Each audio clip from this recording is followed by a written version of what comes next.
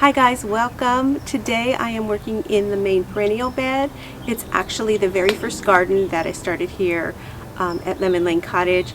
This is my favorite place to be. You know I adore flowers, but right now it is totally overrun between the spring annuals that have passed their peak and the perennials that are just coming on. Plus I have some seedlings that I want to get into the ground as well. So come along with me today. Let's see what kind of progress we can make on the main perennial bed.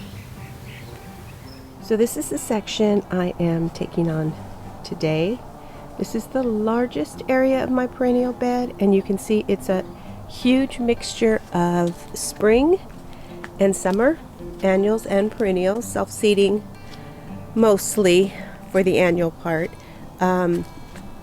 Today all of these chrysanthemums, which are wonderful, they self-seed prolifically all around the yard, but they're real easy to pull up if I don't find them charming, which my husband rarely does, but I do like them.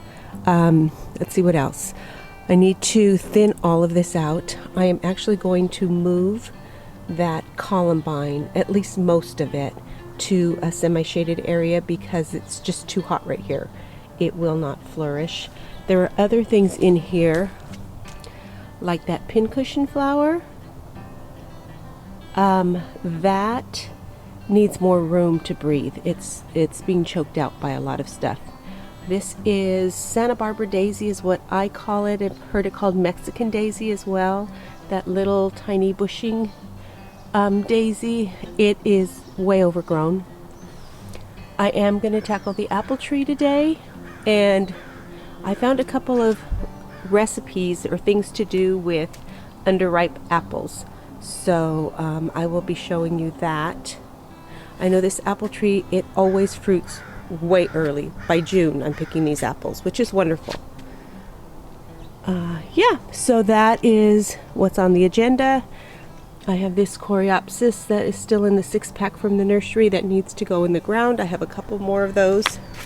So this is the area that I will be doing something with today. This happens like overnight. It is all of the sudden beyond controlled chaos. It's just chaos. So let me finish my coffee, get myself changed. We will grab that trash can and get started.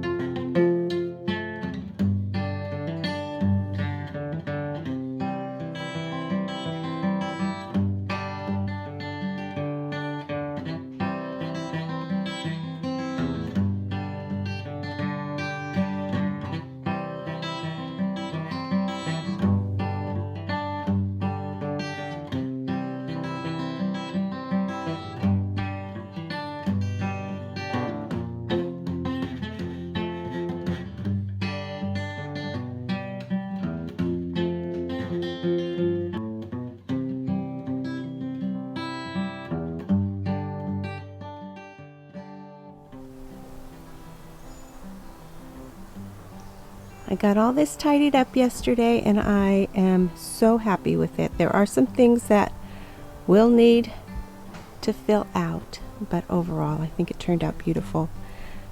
This here is hardy geranium. I pulled it out. It was, if you remember, just totally taking over here.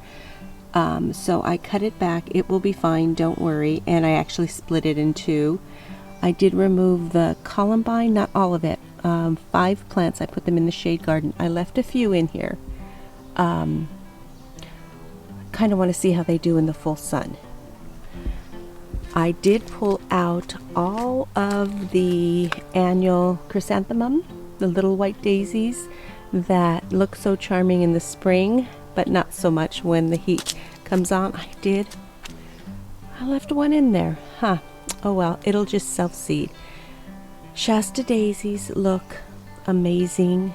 They are a staple all summer long. The Alstroemeria looks beautiful. Roses are on their second flush. I did cut back quite a few of them, so you're not going to see very many roses in here today. The lamb's ear. I put this in a couple of months ago, and it's filling out really nicely. I have it just kind of scattered all here along the front. So I'm really happy with that. I did put in the coreopsis. I actually put, ooh, look at there. This is what eats your garden up. Did you see that? Did you see that slug? I need to get him out of there. I put 5 of the coreopsis on this side, and then I let one fall on this side as well. I thought it kind of brought the two sides together, but I'm not showing you that side today. I did leave all the larkspur. It has probably another week or two. The Penstemon is a perennial. It has started to flower. I did thin out the apple tree some, and I took those apples inside. I'll show you what I'm going to do with those underripe apples another time. Oh, I did tuck another coreopsis in here, it looks like. This here is chamomile, and it is a perennial here in my zone. More Alstroemeria. This gorgeous white stuff here is actually cilantro that's going to seed, and I think it's beautiful as far as a flower. It is a little bit tall and monstrous, if you can see.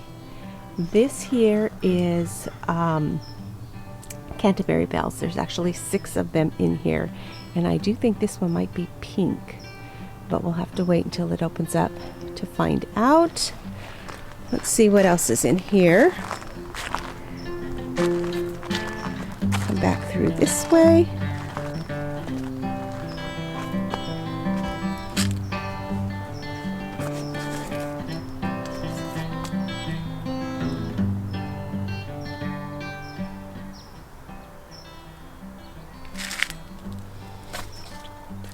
This is the herb section back here. I do have a couple of bell peppers that overwintered in here. That is self-seeded calendula. This is a salvia or a nemesia. I'm not really sure.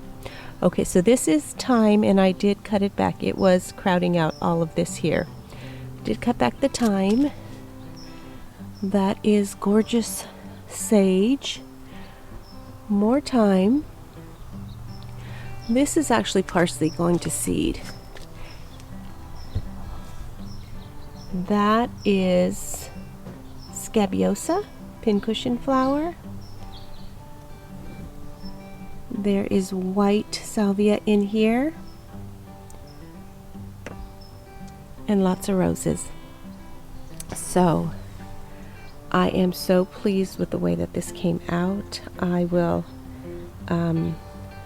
show you some progress once I get everything put in here. That will be for the summer. I want to add actually some echinacea and some black-eyed Susans. But I might have to go to the nursery for the echinacea, which is always so much fun. So that is it for the cleaned up tour. It is pre-summer, post-spring, but I think it came out beautiful.